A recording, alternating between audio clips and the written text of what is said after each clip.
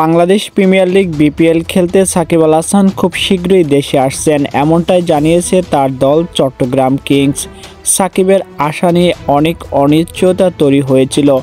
অবশেষে সাকিব আল হাসানের আশার ইঙ্গিতটাই দিল তার টিম।